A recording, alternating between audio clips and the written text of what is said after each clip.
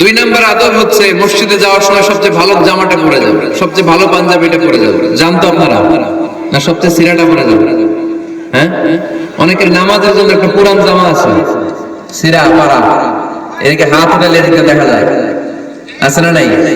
সবচেয়ে সিরা পাড়াটা রাখে নামাজের জন্য, কপাল পোড়া। আর সুন্নাতে খাতনার অনুষ্ঠানে গেলে মাশাআল্লাহ লেহেঙ্গা গায়ে দিয়ে যায়, আছে না নাই? না, আপনি ইবাদতের জন্য সবচেয়ে সুন্দর জামাটা রাখবেন। এজন্য রাব্বুল আলামিন বলেন, ইয়া বানি আদম খুযু যিনাতাকুম ইনদা কুল্লি মসজিদ। ও বনি আদম, তুমি যখন আল্লাহর ঘর মসজিদে ঢুকবা, ও বনি আদম, তুমি যখন নামাজের মুসল্লায় দাঁড়াবা, তোমার সবচাইতে দামি, সবচাইতে সুন্দর জামাটা গায়ে দিয়ে তুমি নামাজে দাঁড়াও। ঠিক কি না? তাহলে এখন মসজিদে যাওয়ার সময় কি গায়ে দিয়ে যাবেন বলেন?